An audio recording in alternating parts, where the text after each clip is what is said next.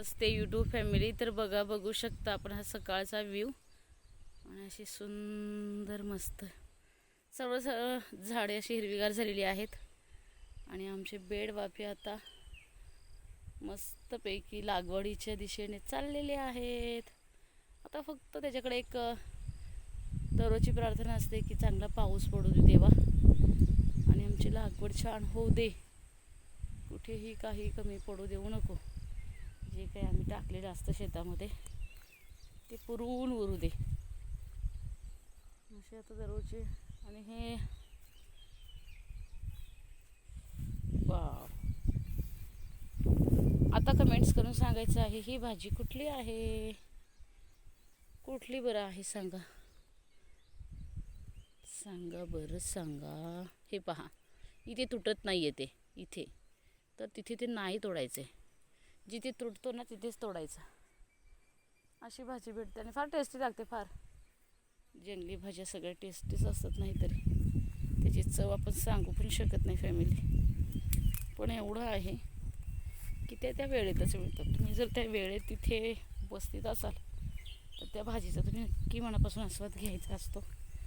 आणि म्हणून आमचं म्हणणं काय आहे की अगर आम्हाला त्या जर मार्केटमध्ये सेल करायच्या आहेत तर त्या चांगल्या दराने घ्या ना तुम्ही, त्याचा दर कमी करू नका, कारण त्याला हार्डवर्क फार आहे ना, फार हार्डवर्क. बघा आता हे तुम्ही पावलट बघू शकता. आता बघा कसं चालायचं इथे, पण चालावं लागतं फॅमिली आम्हाला दररोज. हे पहा,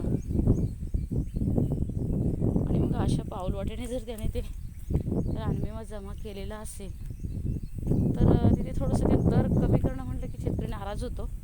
आणि मग शेतकरी सरळ असं सांगतो की काही नाही, विकायचं नाही, मस्तपैकी जमा करायची आणि भाजी बनवून खायची. फार फार तर मग जवळच्या नातेवाईकांना द्यायची. तर आपल्याला काही तर ते जमत नाही बरं का नातेवाईकांना द्यायला, आपल्यालाच कोणीतरी देतं.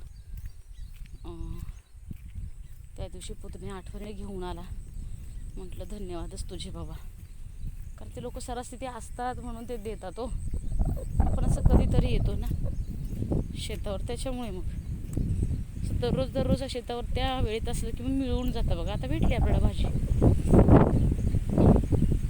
पण मी दररोज नाही ना माझं येणं होत.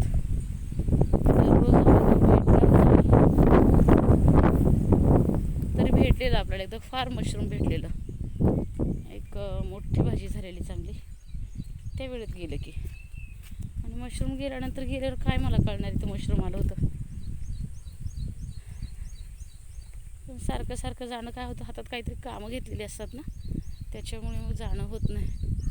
बघू शकता आपण असं कसं मस्त सुंदर असे, बघा कसं पृथ्वी नटून गेली. बघा निसर्ग किती सुंदर दिसतोय.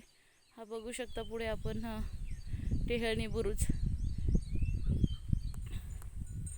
शिंदोळा गड. तर इथून ना शिवनेरीवर टेहळणी केली जायची. हे पहा इथे धबधबा असतो, अजून काही धबधब्याला पाणी आलेलं नाही आहे.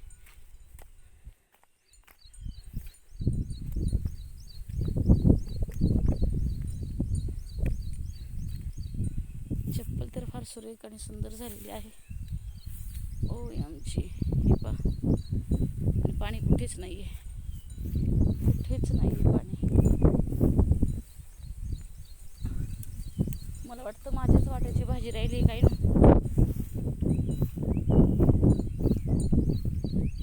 भाजी भेटते चुकून. आता रस्त्यावर मला कोण भाजी ठेवणार आहे सांगा, कुणाला नको भाजी, जो तो त्याची जमा करतो.